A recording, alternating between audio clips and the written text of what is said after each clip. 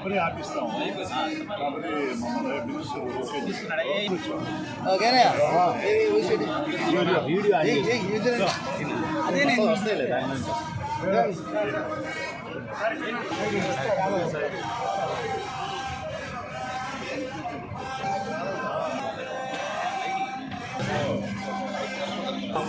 మమ్మల్ని నేను వేస్తాను.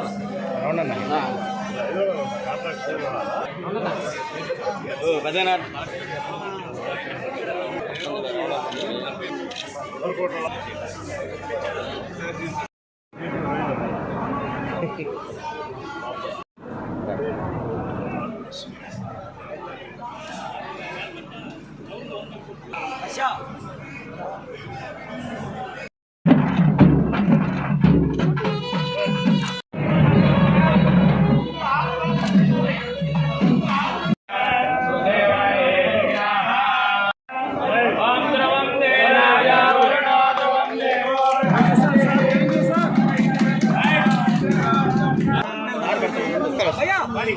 కెమెరా నువ్వు కొంచెం అవతలు అన్న పైకి వస్తాయి.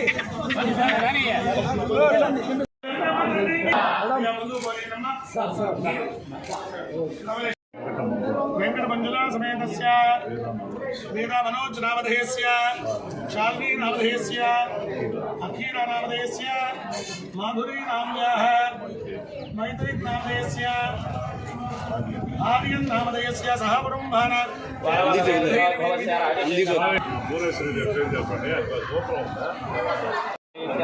భువనేశ్వరీ సమేతస్య పుత్రకస్య పుత్రికస్య లోకేష్ బాబు నామధేయస్య ధర్మపత్ని బ్రాహ్మణే సమేతస్య పుత్రకస్య పుత్రికస్య దేవాంశ నామధేయస్య సహ కుటుంబస్య సభాంధవస్య వలవలగోత్రోద్భవస్య రాజశేఖర నామధేయస్య ధర్మపత్ని సహ కుటుంబస్య సభాంధవస్య అందరూ నమస్కారం చేస్తున్నాం. ధైర్య విజయ భయాయ ఆరోగ్య మహదేశ్వర్యాభివృద్ధ్యర్థం ధన కనక వస్తువాహనాభివృద్ధ్యర్థం ఆయురామి పూజయామి. మనస్మాసు చక్షోభన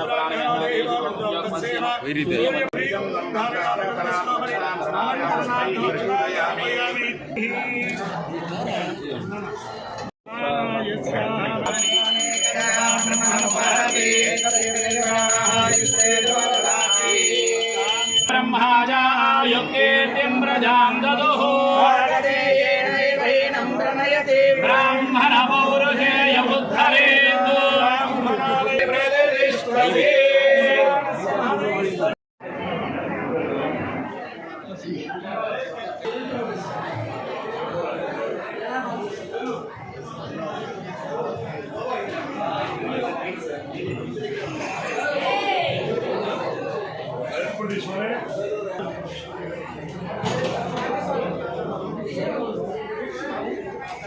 అదే తింటున్నారు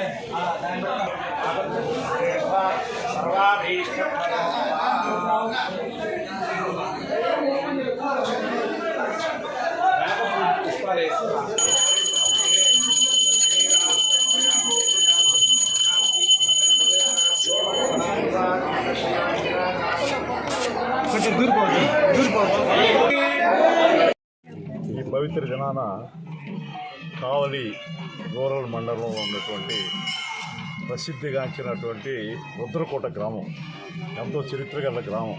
ఈ గ్రామంలో గోవింద మాంబ సమేత శ్రీ వీర బ్రహ్మేంద్ర స్వామి యొక్క దేవస్థానాన్ని ఈ గ్రామవాసులందరూ కూడా మన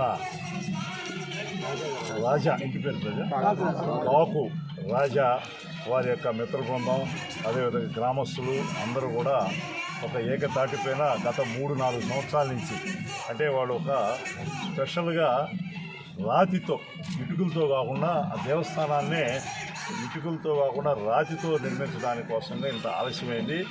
వీరబ్రహ్మేంద్ర స్వామి విగ్రహాన్ని అయితే సింగిల్ స్టోన్తో ఒకే రాయి మీద ఏర్పాటు చేయడం కూడా చాలా సంతోషించదగ్గ విషయం. ఇటువంటి పవిత్ర కార్యక్రమానికి నేను పాల్గొనేటువంటి అవకాశం ఈ గ్రామవాసులందరూ కూడా కలగజేశారు.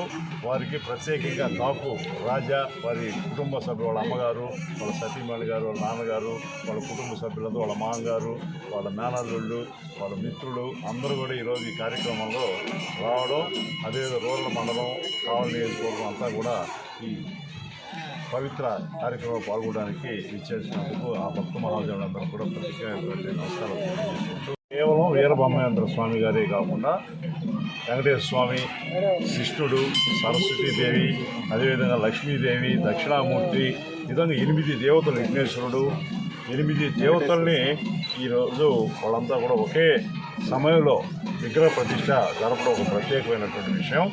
కాబట్టి ఇప్పుడు అదేవిధంగా గతంలో కూడా ఇప్పుడు మనం నిలబడినటువంటి గంగమ్మ తల్లి ఈ గ్రామ దేవత ఈ లో కూడా పునర్జీవన చేసేటప్పుడు కూడా గ్రామస్తులందరూ కూడా నన్ను కూడా భాగస్వామ్యం చేశారు. ఈ దేవస్థానం ఈరోజు అంతా కూడా అన్ని హంగులతో కూడా ఏర్పాటు కావడం, గ్రామస్తులందరూ సహకారంతో జరిగినటువంటి ఈ కార్యక్రమంలో ఈరోజు నిన్న సాయంత్రం రమ్మన్నారు. నిన్న సాయంత్రం నేను పార్లమెంట్ నుంచి రావడం, నిన్న బాగా పార్లమెంట్ జరిగింది కాబట్టి రాలేకపోయాను.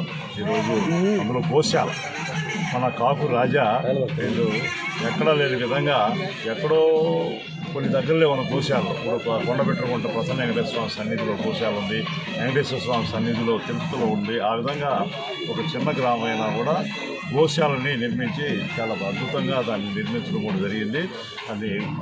అది ఆ గోమాత ఎక్కడైతే పూజించబడుతుందో ఆ గ్రామం, ఆ చుట్టుపక్కలంతా కూడా అందరూ కూడా మంచి మహర్దశి పట్టద్దని మన పురాణాలు చెప్తా ఉన్నాయి.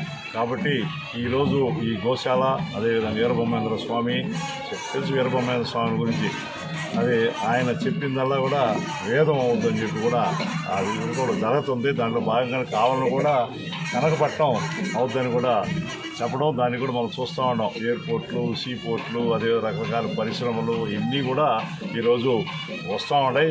శ్రీ నారా చంద్రబాబు నాయుడు గారి యొక్క సారథ్యంలో శ్రీ నారా చంద్రబాబు నాయుడు గారు ఈరోజు 71వ జన్మదినోత్సవ కార్యక్రమం జరుపుకుంటున్నారు. పునుగునోళ్ల గోత్ర శ్రీ నారా చంద్రబాబు నాయుడు గారు, ఆయన సతీమణి భువనేశ్వర్ గారు, కుమారుడు నారా లోకేష్ బాబు గారు, అదేవిధంగా ఆయన సతీమణి బ్రాహ్మణి గారు, వాళ్ళ మనవుడు దేవాంశికి అంతా కూడా భగవంతుడి యొక్క ఆశీస్సులు. ప్రత్యేకంగా ఈ కార్యక్రమం ఇక్కడ ఉన్నాం కాబట్టి ఈరోజు వీరబ్రహ్మేంద్ర స్వామి, అదేవిధంగా గోవిందమాంబ ఆశీస్సులు, గంగమ్మ తల్లి ఆశీస్సులు, అన్ని దేవతల ఆశీస్సులు ఉండి ప్రజలకి ఇంకా కూడా నిండు నూరేళ్లు సేవ చేయాలని చెప్పి చంద్రబాబు నాయుడు గారిని అందరం కూడా ప్రజలందరూ కూడా కోరుకుంటా ఉన్నాం. కాబట్టి ఈరోజు ఆయన జన్మదిన కార్యక్రమంలో కూడా నేను కూడా ఆత్మకూరులో మన ఎండోమెంట్ మినిస్టర్ శ్రీ ఆలం రామనారాయణ గారు భారీ ఎత్తున రాష్ట్రంలో ఎక్కడ లేని విధంగా ఈరోజు జన్మదిన వేడుకలు జరుపుతున్నారు. దాంట్లో పార్టిసిపేట్ చేయడానికి నేను కూడా ఇక్కడి నుంచి నేరుగా అక్కడికే బయలుదేరిపోతున్నాను. మీరు అందరూ కూడా వచ్చి వీక్షించాలని చెప్పి, చంద్రబాబు నాయుడు గారిని దీవించాలని చెప్పి కూడా మిమ్మల్ని అందరం కూడా కోరుకుంటా ఉన్నాం. ఈరోజు చూస్తాం, నారా చంద్రబాబు 76 ఏళ్ళు వయసు ఇచ్చినా కూడా ఆయనకి అసలు విశ్రాంతి అంటే ఏదో తెలియదు. రాష్ట్రాన్ని ఏ విధంగా ముందుకు తీసుకోపోవాలి, రాష్ట్ర భవిష్యత్తుని తీర్చిదిద్దాలి, ముఖ్యంగా మహిళలు. నిన్న కూడా మహిళా బిల్లు పార్లమెంటులో దాన్ని కూడా గతంలో 2023 సెప్టెంబర్లోనే ఆ బిల్లులు పాస్ కావడం జరిగింది. దాని ప్రకారం 33% మహిళలకి ఈరోజు ఆంధ్రప్రదేశ్లో అసలు ఎన్టీ రామారావు పార్టీ పెట్టినప్పుడే మహిళలకు పెద్దపీట వేశారు.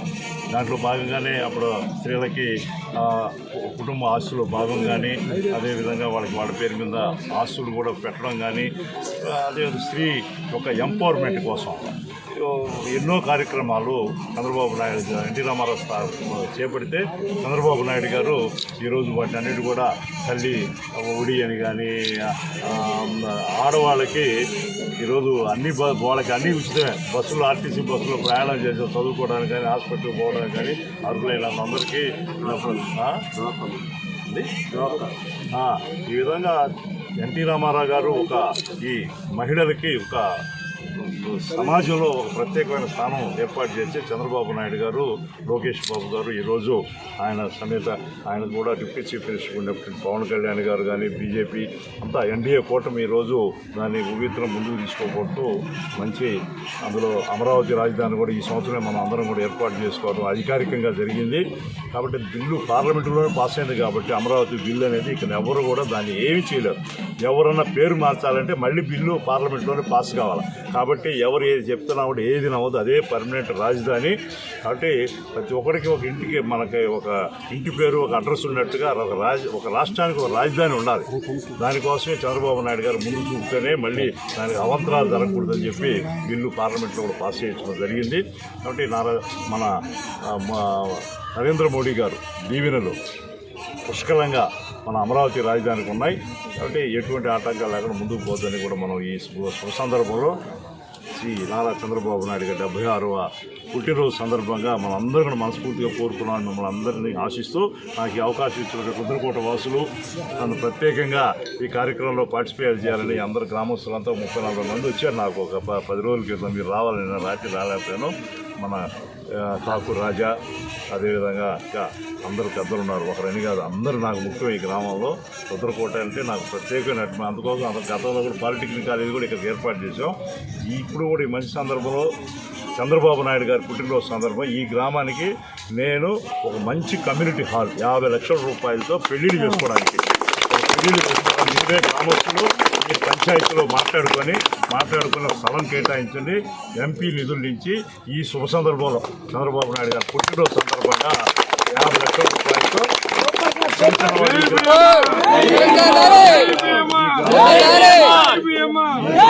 ఈ గ్రామంలో అందరూ కూడా చిన్న మధ్యతరగతి వాళ్లే, బడుగు బలహీన వర్గాలు ఎక్కువ, ఎస్సీలు, ఎస్టీలు, బీసీలు, ఈ విధంగా అందరూ ఆర్థికంగా వెనకబడినట్టు ఉన్నత కులాల వాళ్ళు అందరూ కూడా ఎక్కువగా ఉన్నారు. కాబట్టి ఈ గ్రామంలో ఎక్కడికో పోయి పెళ్లి చేసుకోవాలంటే శుభకార్యాలు చేసుకోవాలంటే చాలా కష్టం. కాబట్టి నేను ఇక్కడికి వచ్చిన తర్వాత దేవస్థానంలో అడుగుపెట్టిన తర్వాత వచ్చిన ఆలోచన ఇది. నాకు ఇప్పుడు దాకా ఇక్కడికి వచ్చిన దాకా అది ఒకటి మనం చేద్దామని కూడా ఆలోచనలో రాకుండా ఉండింది. ఇక్కడికి వచ్చిన తర్వాత గంగమ్మ ఆశీస్సులు, అదేవిధంగా వీరబ్రహ్మేంద్ర స్వామి, అది అందరి గ్రామస్తుల యొక్క సహాయ సహకారాలతో ఈ కార్యక్రమాన్ని చాలా సంతోషంగా 76వ జన్మదినోత్సవ సందర్భంగా నేను మన గౌరవ కావలి స్థానిక శాసనసభ్యులు కావలి కృష్ణారెడ్డి గారితో మాట్లాడడం జరిగింది. ఆయన కావలి పాతూరులో శివాలయంలో చంద్రబాబు నాయుడు గారి పూజ కార్యక్రమం ఉన్నదానివల్ల ఇక్కడ రాలేకపోయారు. వాటితో కూడా ఈ గ్రామానికి రుద్రకోట గ్రామానికి 50 లక్షల రూపాయల ఈ కమ్యూనిటీ హాల్కి సంబంధించి కూడా చర్చించడం జరిగింది. ఆయన కూడా సంపాదించడం జరిగింది. అదేవిధంగా నిన్న సాయంత్రం నేను, ఎంపీ గారు, అదేవిధంగా ఎమ్మెల్సీ పేద రవిచంద్ర గారు, ఎమ్మెల్యే కృష్ణారెడ్డి గారు అందరూ కలిసి రావాల్సింది. కానీ నాకు పార్లమెంట్లో నుంచి రావడం వల్ల ఆలస్యమైందని ఈరోజు మాన్యం రావడం జరిగింది. ఈ సలహా ఇచ్చినటువంటి మన స్థానిక శాసనసభ్యులు కావ్య కృష్ణారెడ్డి గారికి కూడా